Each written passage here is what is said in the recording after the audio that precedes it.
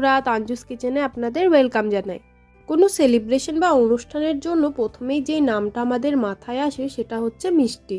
তবে শুধু অনুষ্ঠানেই নয়, বাড়িতে থেকেও যদি সারাদিনে একটা মিষ্টি না খাওয়া যায় তবে পেটটা কেমন যেন খালি খালি লাগে। তাই আজকে আপনাদের সঙ্গে শেয়ার করব অতি সহজলভ্য দুইটি উপকরণ দিয়ে বাড়িতেই কিভাবে বানিয়ে নেবেন গোলাপ জামুন। তবে রেসিপিটি শুরু করার আগে আপনাদের কাছে একটা ছোট্ট অনুরোধ, যারা নতুন বন্ধু হয়ে আমার ভিডিওটি দেখছেন অবশ্যই আমার চ্যানেলটি সাবস্ক্রাইব করে দেবেন এরকম আরও নতুন নতুন রান্নার রেসিপি পাওয়ার জন্য। প্রথমে আমি একটা কাপ ও একটা পাত্র নিয়ে নিয়েছি। আমি এই কাপটির সাহায্যে সমস্ত উপকরণগুলি মেপে নেব, তবে আপনারা কাপের পরিবর্তে অন্য কোনো জিনিসও ব্যবহার করতে পারেন। মিষ্টির ডোটা বানানোর জন্য আমি প্রথমেই পাত্রের মধ্যে দিয়ে দিলাম 2 কাপ রুল ময়দার আটা ও 2 কাপ গুঁড়ো দুধ বা পাউডার মিল্ক। পাউডার মিল্ক ও ময়দার পরিমাণটা একদম সমান সমান রাখতে হবে।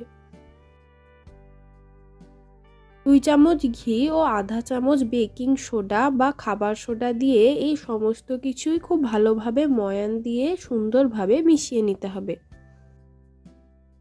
মিষ্টির ডোটা বানাবার জন্য অবশ্যই এই সমস্ত কিছুই খুব ভালোভাবে মেপে মেপে দিতে হবে, তা না হলে মিষ্টিগুলো শক্ত হয়ে যেতে পারে। এবার আমি ওই কাপেরই 1 কাপ দুধ নিয়ে নিয়েছি। দুধটা একদম নর্মাল রুম টেম্পারেচারের। মিশ্রণটার মধ্যে দুধটা অল্প অল্প করে দিয়ে খুব সুন্দর একটা ডো বানিয়ে নিতে হবে। তবে আপনারা দুধের পরিবর্তে জলও ব্যবহার করতে পারেন। তবে জল বা দুধ যাই দেন না কেন খুব ভালোভাবে অল্প অল্প করে সুন্দর করে একটা ডো বানিয়ে নিতে হবে। ডোটা খুব শক্ত হবে না, একটু নরম ও চিপচিপে হবে।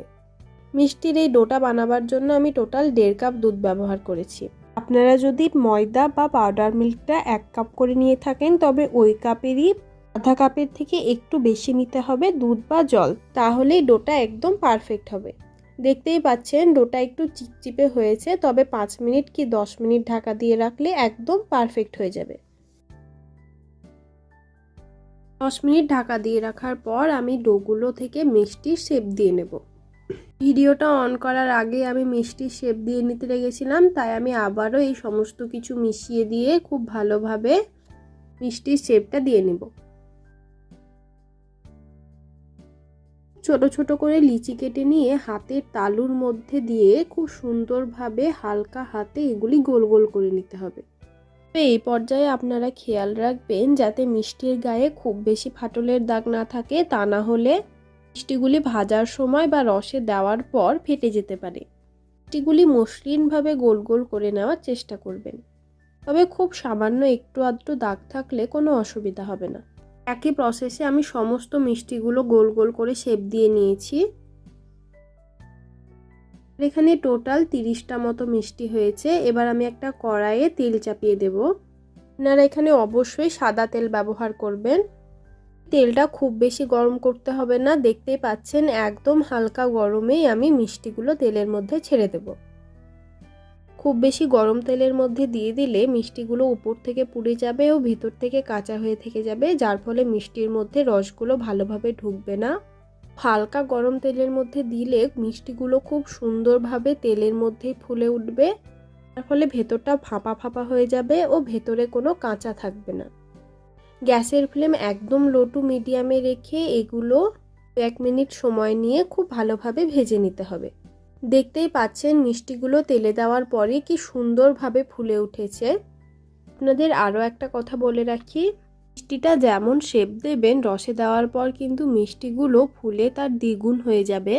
ভিডিওর মতো করে মিডিয়াম সাইজের মিষ্টি বানাতে হলে অবশ্যই ভিডিওতে যেমনভাবে দেখিয়েছি ছোট ছোট লিচি কেটে নিয়ে গোল গোল করা সেই মাপেরই করার চেষ্টা করবেন, ও এর থেকে বড় করতে চাইলে আরও একটু পরিমাণটা বাড়িয়ে নিতে পারেন। মিষ্টিগুলো একদম লাল লালভাবে ভাজা হয়ে গেছে, এবার এগুলি আমি তুলে নেব। একই প্রসেসে আমি সমস্ত মিষ্টিগুলিই ভেজে নেব। মিষ্টিগুলি ভাজা হয়ে গেলে এবার আমি সেরা তৈরি করে নেব। এর জন্য আমি ওই কাপেরই 2 কাপ জল ও কাপেরই 2.5 কাপ চিনি দিয়ে দিলাম। অবশ্যই এই সমস্ত কিছু একদম মেপে মেপেই দিতে হবে, এতে মিষ্টিটা একদম পারফেক্ট হবে। মিষ্টির রসটা যদি আপনারা বেশি করতে চান সেক্ষেত্রে চিনি ও জলের পরিমাণটা বাড়িয়ে দিতে পারেন। এর মধ্যে একটু অন্যরকম স্বাদ ও গন্ধের জন্য আমি 2টো এলাচকে হালকা একটু থেঁতলে এই রসের মধ্যে দিয়ে দিলাম। এবার গ্যাসের ফ্লেম হাই রেখে একটু নেড়ে চেড়ে চিনিটা গলিয়ে নিতে হবে। চিনিটা খুব ভালোভাবে জলের সঙ্গে মিশে গেছে ও জলটাও ফুটে এসছে। খুব বেশিক্ষণ এই জলটা ফোটানো যাবে না, তা না হলে চিনির রসটা অনেকটাই গাঢ় হয়ে যাবে। হালকা একটু ফুটে আসলে এর মধ্যে দিয়ে দেব ভেজে রাখা মিষ্টিগুলো। এই রসটা খুব বেশিক্ষণ ফোটালে খুব গাঢ় হয়ে যাবে ও গাঢ় হয়ে গেলে রসগুলো মিষ্টির মধ্যে ভালোভাবে ঢুকবে না। তাই যেমনটা ভিডিওতে দেখলেন খুব ভালোভাবে জলটা ফুটে আসলে এর মধ্যে মিষ্টিগুলো দিয়ে দিতে হবে। মিষ্টিগুলো দিয়ে লো টু মিডিয়াম ফ্লেমে রেখে হালকা একটু নাড়াচাড়া করে নিতে হবে। তবে আপনারা চাইলে 2 মিনিট মতো ঢাকা দিয়েও রেখে দিতে পারেন। আমি গ্যাসের ফ্লেম লো টু মিডিয়ামে রেখে 2 মিনিট মতো এই মিষ্টিগুলো একটু নাড়াচাড়া করে নিলাম। 2 মিনিট পর আমি গ্যাসের ফ্লেম অফ করে এগুলো ঢাকা দিয়ে রেখে দেবো।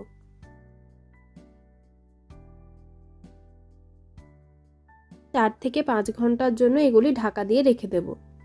মিষ্টির মধ্যে খুব ভালোভাবে রস ঢোকার জন্য 4 থেকে 5 ঘন্টা একদম যথেষ্ট। তবে আপনারা রাত্রে বানালে ওভারনাইটও এগুলি রেখে দিতে পারেন। তবে চেষ্টা করবেন 10 মিনিট পর পর এগুলি একটু উল্টে দেওয়ার, এতে রসটা খুব ভালোভাবে চারিদিকেই ঢুকে যায়। 4 ঘন্টা রসে ডুবিয়ে রাখার পর আমাদের মিষ্টি একদম রেডি। ভিডিওতে দেখতেই পাচ্ছেন মিষ্টিটা কতটা সফট হয়েছে। আমি আপনাদেরকে ভেঙে দেখাচ্ছি। দেখুন কত সুন্দরভাবে রস ঢুকেছে, ভেতরেও কিন্তু কোনো রকম কাঁচা নেই। আপনারা অবশ্যই এরকমভাবে একবার ট্রাই করবেন। ভিডিওটি ভালো লেগে থাকলে অবশ্যই লাইক, শেয়ার ও কমেন্ট করে দেবেন ও চ্যানেলটি সাবস্ক্রাইব করে দেবেন।